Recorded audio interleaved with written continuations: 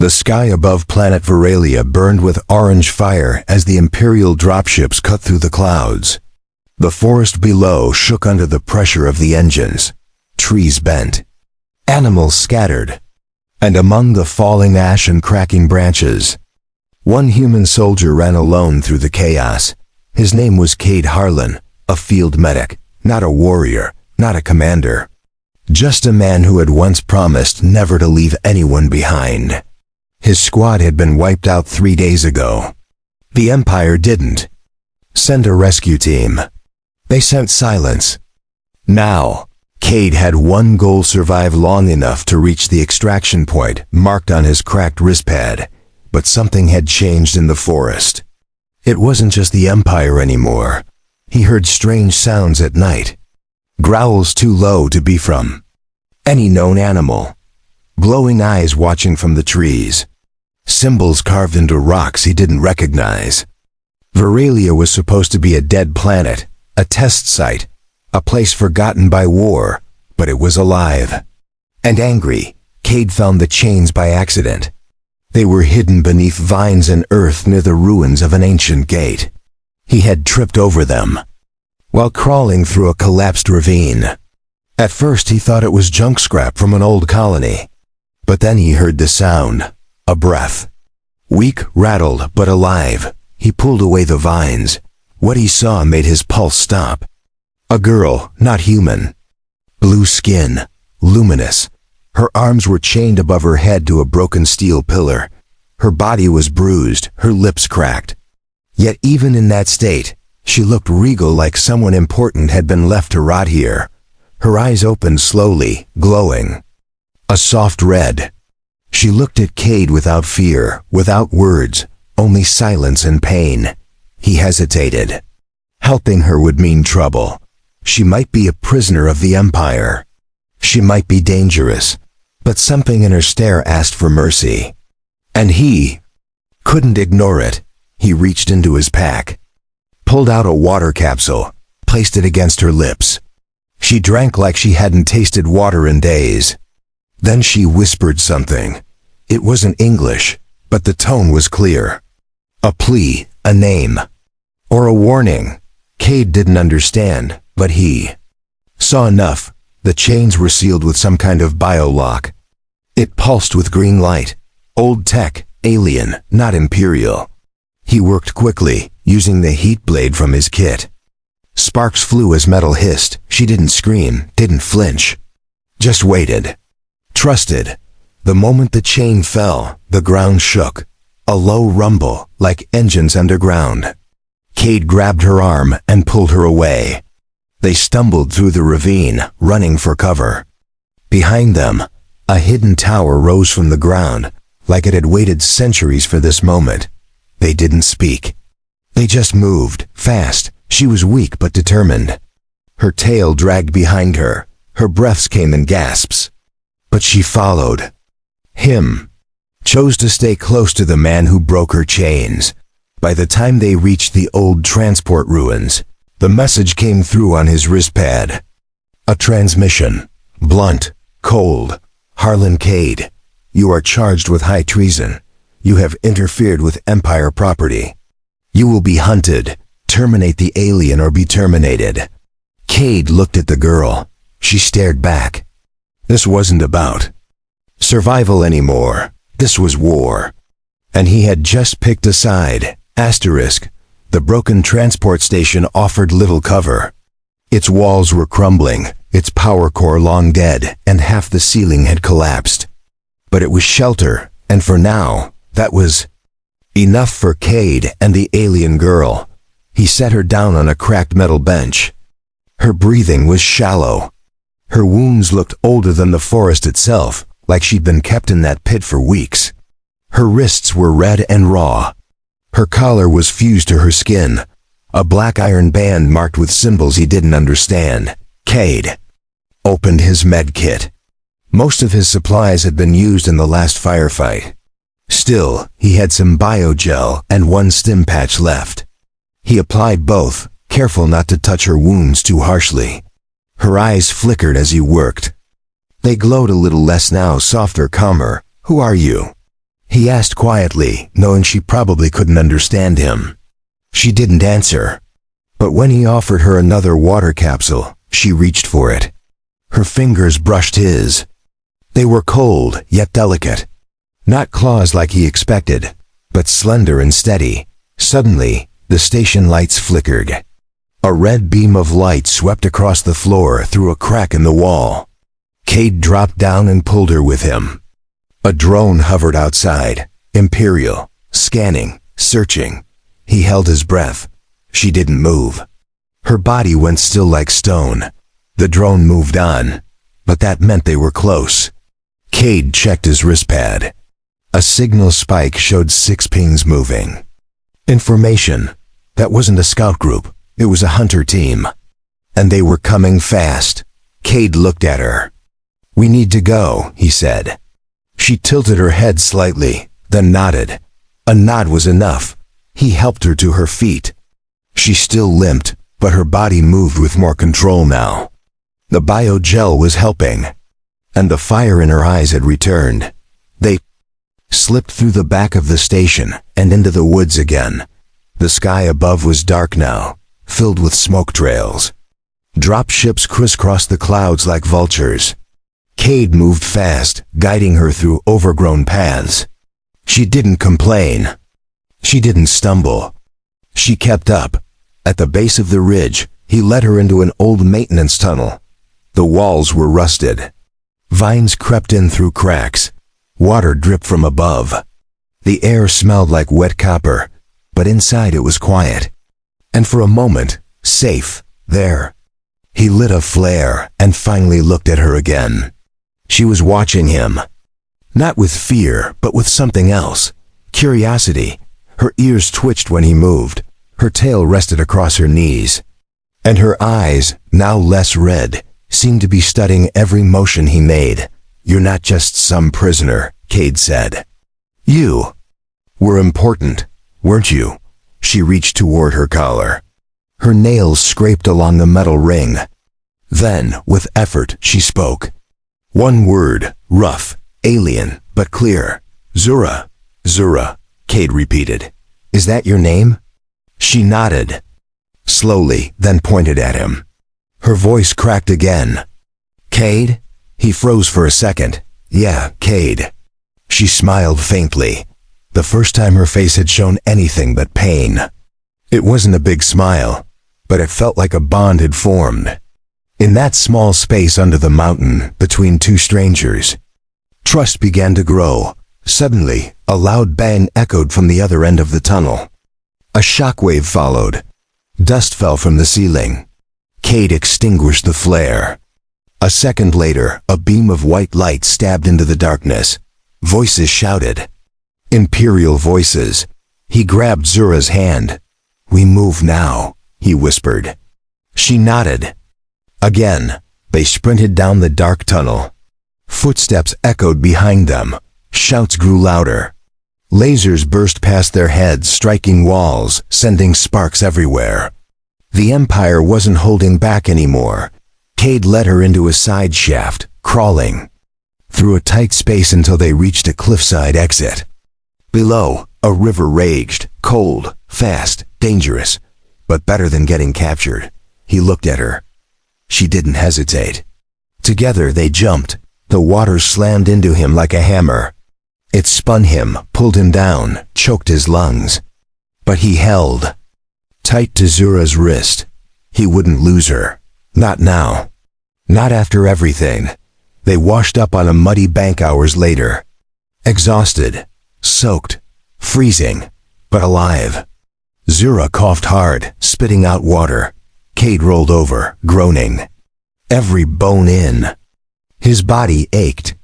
But when he saw her crawl toward him and rest her head on his chest, something inside him hardened. The Empire wanted her gone. She was more than just a captive. She was a threat to them. A secret they tried to bury.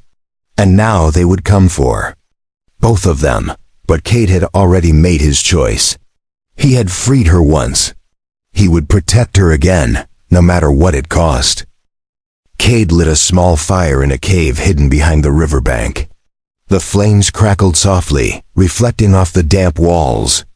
Outside, the jungle whispered with strange noises, but the cave was silent, safe. For now, Zura sat near the fire with her knees pulled to her chest. Her long dark hair stuck to her wet shoulders. Her blue skin glistened with heat from the flames. Her eyes, though tired, stayed alert, watching, listening, always ready to move. Cade unsealed a ration pack and handed it to her. She sniffed it, then ate without a word. Every bite seemed to restore a bit of strength. He didn't speak either. There was nothing to say. They were both hunted, wounded, and unsure where to go next. He checked his wristpad again. The signal was weak. No way to contact anyone. No coordinates. Just static and a pulsing red warning. Enemy territory, no safe zones nearby. It was official. They were behind enemy lines alone. Cade looked at her collar again. The metal was old, fused with her skin, and humming softly. He had seen Imperial restraint devices before, but this one was different. Older, more advanced. It pulsed like it was alive. "I need to remove that," he said. She didn't move, didn't protest. He took out a tool and leaned in. The device responded with a shock. A thin jolt of energy knocked his tool from his hand. Zura hissed in pain but didn't scream. Cade cursed under his breath. "That's not Imperial tech," he muttered. "It's something else. Something they were scared to break." She reached up and touched the collar gently. "My prison," she said slowly. "Empire afraid." "You speak more than I thought," he replied, surprised. She nodded.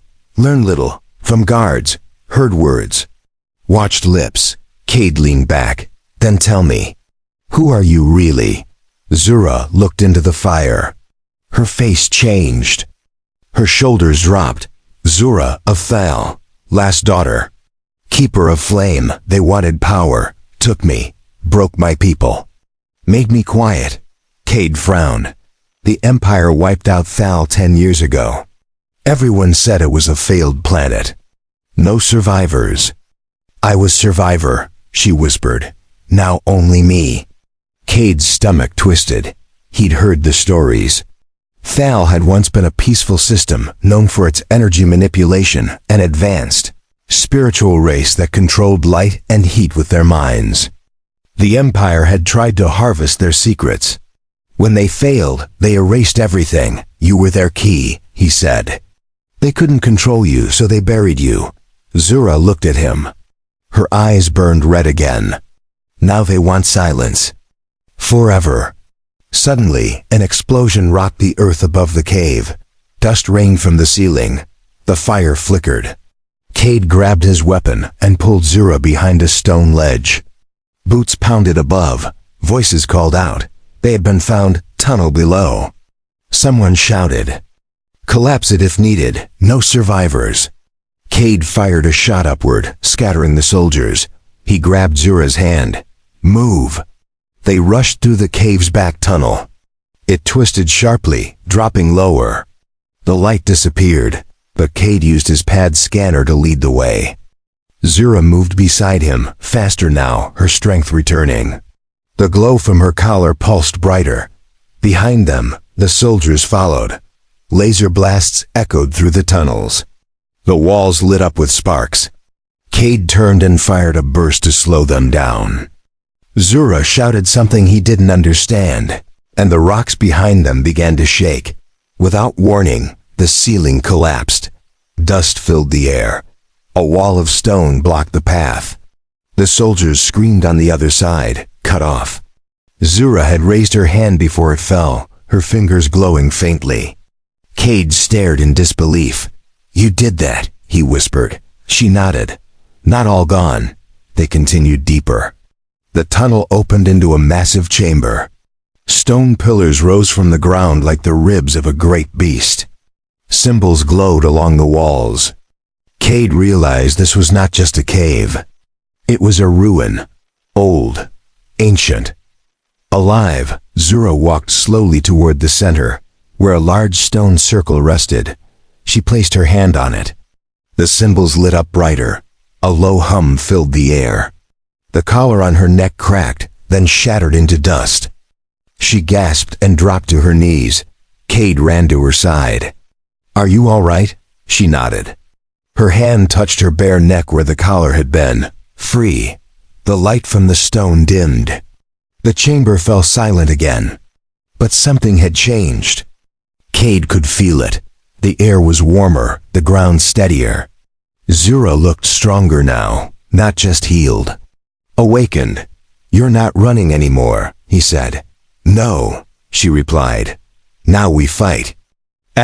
Zura stood taller than before. Her back was straight. Her muscles no longer trembled. The strange collar was gone, turned to dust in the ruins of her ancestors. And now, for the first time, Cade saw her not as a prisoner, but as a warrior who had once led a proud people. The underground chamber pulsed with quiet power. Old stone walls glowed with symbols Cade couldn't read. He watched Zura place her hand on the ancient slab again. The light followed her touch. It recognized her. The ruins still remembered her blood. Cade stepped closer. "This place, is it sacred to you?" Zura nodded slowly. "Home of the flame. Spirit of Thal sleeps here. My people guarded it. Empire feared it. What does it do?" He asked. She looked at him. "Not weapon, not tool. It's memory. Power from truth. It wakes only when Thal's fire returns." He didn't understand it all, but he didn't need to. He had seen her break rock with a gesture. He had seen her survive things no one should. Whatever strength she had left, it had just doubled. Cade helped her gather supplies from the ancient chamber. Some food blocks still remained in old containers. There were also crystals glowing with warmth. She tucked them into a pouch and tied it to her belt. She was preparing, not to run, but to rise. They exited the ruins through a narrow shaft hidden behind a moss-covered wall. Outside, morning light pierced the canopy. The river flowed calmly again. Birds returned to the trees. The chaos from the night before felt distant. But danger was not gone. Zura stopped at the edge of a rocky hill. She closed her eyes. Her body tensed. Cade saw a ripple of light pass over her skin. She opened her eyes and said two words clearly. "They follow." Cade raised his weapon. "Then we lead them somewhere they'll regret." Together, they moved through the terrain. Zura knew paths hidden under roots and behind fallen stones. She was no longer just escaping. She was hunting in reverse, guiding their enemies toward a place of her choosing. Hours passed. They reached a wide valley filled with old wreckage. Burnt ships, broken tanks, rusted metal from battles long forgotten. It was a graveyard of war. But for Zura, it was something else. She pointed toward a large torn hull leaning against the valley wall. "Here, old field base. I remember this place. Empire slaughtered my kin here. They left bodies. No names. Only ash." Cade looked around. "We can use this. Set traps. Use the wreckage. Draw them in." They worked fast. Cade rigged makeshift charges using old fuel cells. Zura dragged debris into choke points. Her strength returned more with every step. Her hands glowed faintly now, ready to command flame again. When the Empire soldiers arrived, they came hard. 2 gunships circled the valley, scanning. Dozens of troops marched in full gear. They were not hunting rebels. They were executing. Command to erase evidence. Cade took position behind a fallen turret. He had 1 rifle, 2 charges, and a stolen grenade. Zura stood near the center of the valley, unarmed. Her eyes locked on the descending soldiers. The commander of the group stepped forward. His armor was black with gold trim. His voice echoed through a speaker. "The human will step away from the alien. The creature is state property. Surrender now and face painless judgment." Cade didn't move. Zura didn't blink. The wind blew across the wreckage. Dust rose. A silence grew heavy between the two sides. Then, without a word, Zura raised her hands. Fire erupted behind the soldiers. The ground cracked. A wave of heat surged through the air. Flames curled upward from the old Thal symbols carved into the valley floor. The soldiers screamed as the fire chased their boots. Cad activated the charges. Explosions rang across the battlefield. Metal flew. Smoke rose. The gunships pulled back, unsure of the threat below. Zura stepped forward, her body wrapped in light. She didn't run. She advanced. The commander fired at her. The shots burned through the air but curved away, diverted by something unseen. She raised her hand and the weapon melted in his grip. He fell to his knees, terrified. "You chained me," she said in a voice no longer broken. "Now feel what you feared." Cade ran beside her, covering the edges. One soldier tried to flank them, but a burst from Cade's rifle dropped him. Another tried to launch a drone, but Zura's flame turned it to ash before it could rise. Within minutes, the valley was silent again. The wreckage smoked. The Empire's team had been shattered. The gunships fled. They didn't fire again. They saw what one Thal survivor and one human soldier could do. Zura turned to Cade. "They will return, stronger, angrier." He nodded, "Then so will we." The valley still smoked when the sun dipped below the cliffs. Ash floated in the air like snow. Cade leaned against a piece of broken hull, his breathing slow but steady. His hands were blistered, his weapon nearly out of charge. But he was alive. Zura sat across from him. Her body shimmered in the fading light. Her skin, once pale from captivity, now glowed like cooled metal. Her breath came steady. Her wounds had faded. She didn't look like a prisoner anymore. She looked like a leader. Cade sipped the last of the water from his canteen. "We bought time," he said. "Not safety." Zura nodded. "Empire does not forget. They will return, with machines, with poison skies, with silence." Cade glanced at her. "What do we do when they come?" She looked at the valley. "We don't run. We gather the forgotten." The idea made Cade frown. "You mean survivors?" "Yes," she replied. "Others like me, hidden, scattered, silent. If I rise, they will rise. If I burn, they will burn brighter." Cad stood up. "Then let's find them." They buried the bodies of the soldiers at the far end of the valley. Zura insisted on it. "They followed orders, not truth," she said. "They are not innocent. But they are not monsters." It took them until nightfall. When the last body was covered, Zura placed a glowing stone on the mound. It pulsed softly. A Thal tradition, Cad guessed. A marker not of shame, but of ending. They traveled east, guided by memory and instinct. Zura spoke little, but when she did, her words were sure. She remembered lands buried by the Empire. Sacred grounds turned into ruins. Cities now marked as wastelands.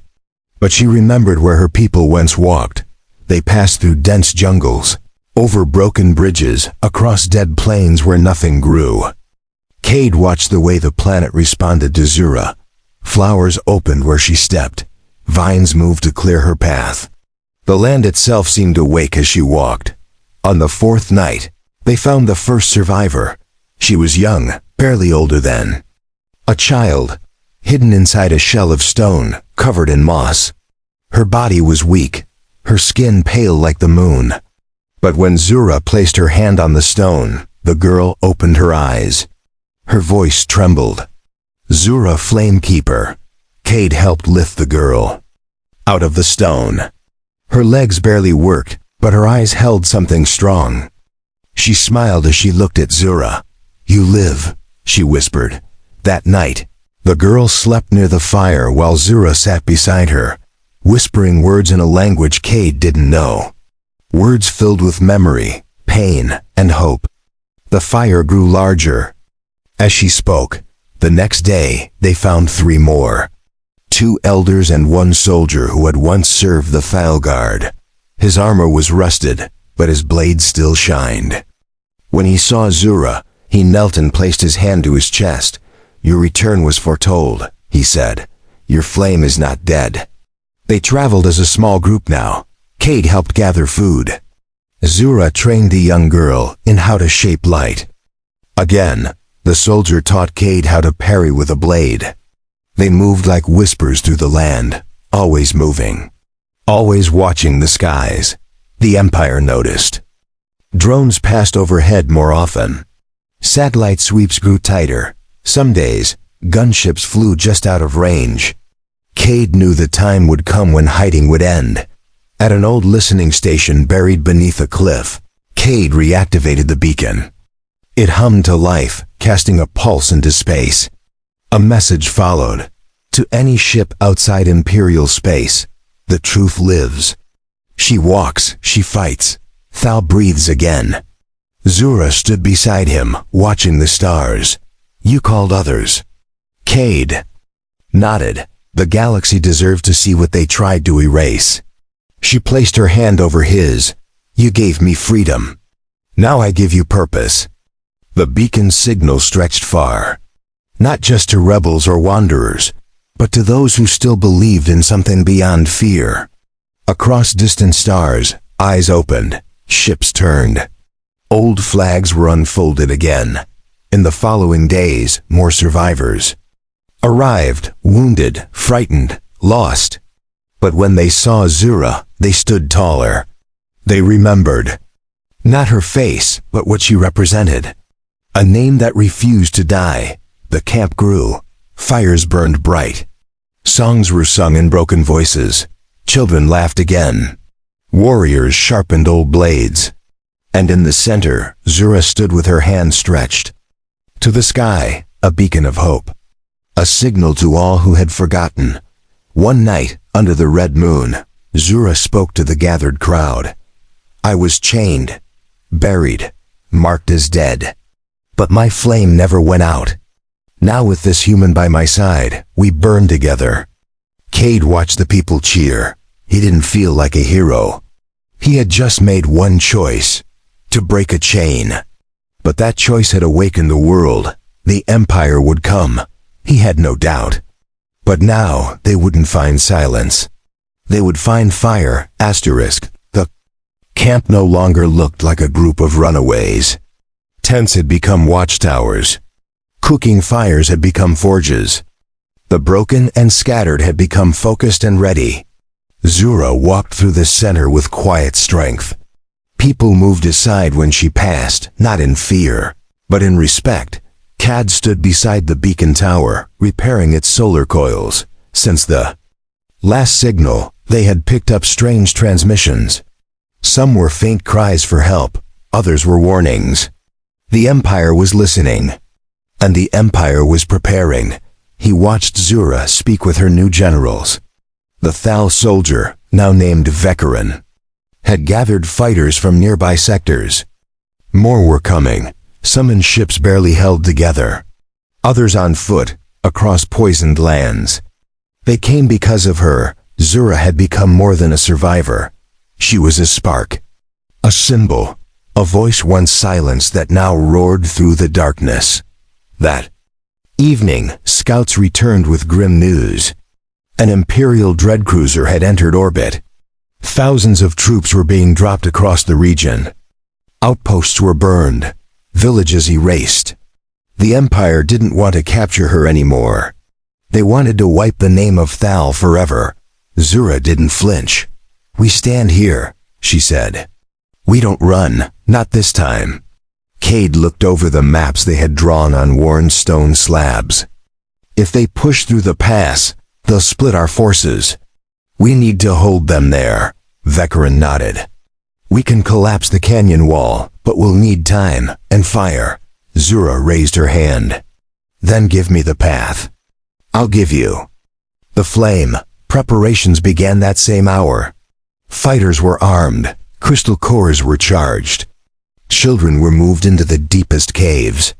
Elders volunteered as lookouts.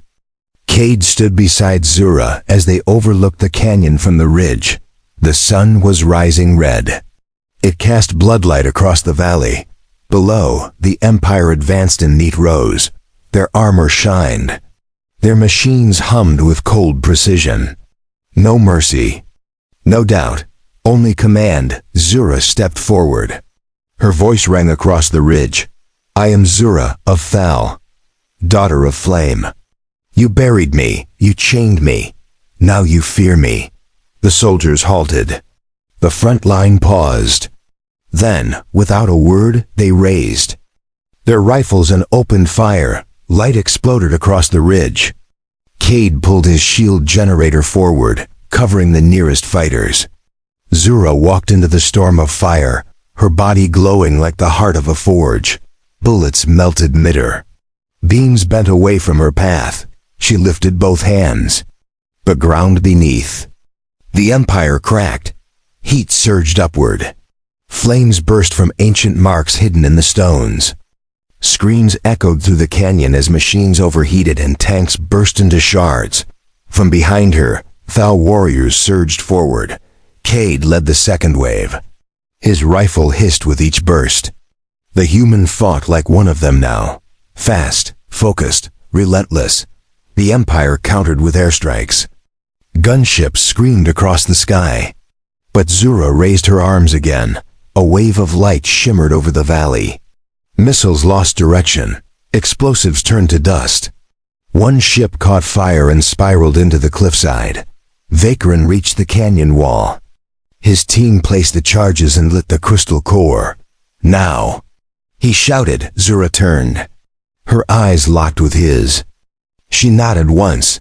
The explosion shattered the side of the cliff. Boulders rained down under the Empire's formation. Whole squads vanished under stone and fire. The pass was sealed. The survivors turned to flee. Some dropped their weapons. Others ran into the trees, afraid to face her power again. The battlefield went silent. The ground smoldered. Smoke rose into the sky. And through the flames, Zura stood at the highest point, her hands still glowing. Cade approached her slowly. His armor was scorched, his face smeared with ash. It's done, he said. She looked at him. No, it has begun. That night, the fires were lit higher. Not for warmth, but for remembrance. The names of the fallen were carved into stone. Songs in Thal tongue echoed under the stars. And Cade sat beside Zura, watching her as the people danced around the flames. You changed them, he said. You brought them back from shadows. You changed me, she replied. You gave me a reason to rise. They sat in silence for a while, not in fear, not in worry, but in peace. A short moment stolen from the fury of war. A calm before the next storm. Far above the planet, the dread cruiser drifted in orbit, but it no longer moved toward them. It hovered, waiting, watching. Something inside that ship was thinking, hesitating. The fire they had tried to kill had returned. And now it burned brighter than before. Zura looked at the stars. They will come again, Cade nodded. Then so will we. The dread cruiser that hovered in orbit had not fired a single shot. It remained silent. Its engines hummed softly in the upper sky, casting a long shadow over the forest and broken plains below. Zura stared at it from the cliffs, her arms crossed. Her eyes steady. Cade stood beside her. The ground was dry beneath his boots. His armor had been cleaned, but still carried burn marks. The battlefield from 3 days ago had already begun to fade, but the weight of what came next only grew heavier. You think they're scared? He asked. Zura answered without looking at him. No, they're calculating. She turned away from the horizon and walked back toward the camp. Every tent was busy. People repaired armor, sharpened weapons, whispered strategies. Children learned drills from veterans. The camp was no longer hiding. It was preparing. That evening, a transmission came from the dread cruiser. Cade and Zura stood before the beacon tower as the message played. A cold voice echoed through static. Zura of Thal, you have defied imperial law. Return yourself to custody. The human Cade Harlan will be spared. Refuse, and your camp will be vaporized. Zura tilted her head. Mercy is bait, weak offer. Cade. Step forward. They're trying to break you with kindness. That means fear, she nodded. They fear what they can't chain again. That night, Zura lit a fire in the center of the camp. She stood before her people, her voice clear and strong. The Empire offers safety in chains, but safety is not life. And I will not kneel again. Cheers followed, fists rose. Swords were lifted, even the smallest children stood proud. The camp was no longer only Thal, it had become something new. Fighters from lost colonies, traitors abandoned by the fleet, forgotten humans. And still, they stood together. As dawn broke, a shuttle descended. It landed at the edge of the valley without escort. No weapons fired, no soldiers exited, only one figure stepped down. Clad in black, no helmet.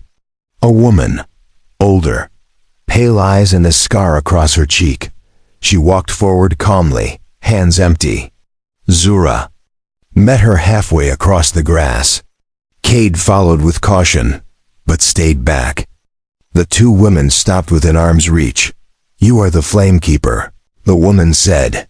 And you are not here to fight, Zura replied. No, I am here to offer one final choice. Zura waited. You return with me, alone, we erase this. Uprising, we restore your legacy as a controlled memory. The Empire does not destroy symbols. It rewrites them. Zura smiled faintly. No, the woman raised her chin. Then your world will burn again. Zura lifted her hand slowly. A glow formed in her palm. Not fire, not heat, but light, pure and golden. The grass beneath her. Feet turned green. The sky shimmered above her. You already burned my world. And yet here I stand. The woman looked around. She saw warriors watching from the cliffs, hunters in the trees, children standing with blades. She turned to Cade. And the human? Cade answered. I freed her. Now I fight with her. The envoy nodded once. Then we understand one another. She walked back to her shuttle, alone, no threats, no parting warnings. The ship lifted off and vanished into the clouds. Zura turned to Cade. She came to measure our fire. Now she returns. To feed theirs. Cade touched the hilt of his blade. Let them come. 2 days passed. The sky remained clear. Then, on the third day, the dread cruiser vanished. No attack came, no bombs, no drones, just silence. It was not retreat. It was pause, waiting for a better time.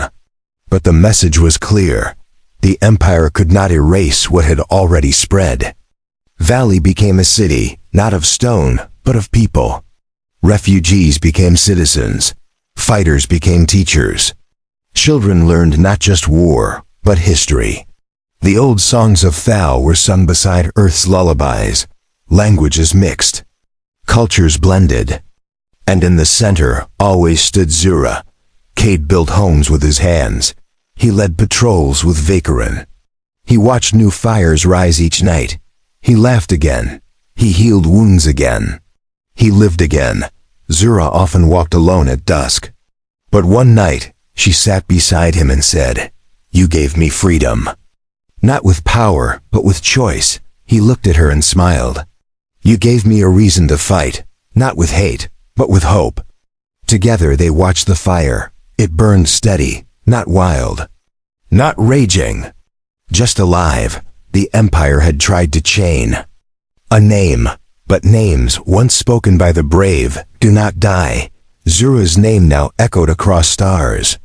And beside it, another name always followed, Cad, the human who broke one chain and started a fire no empire could contain.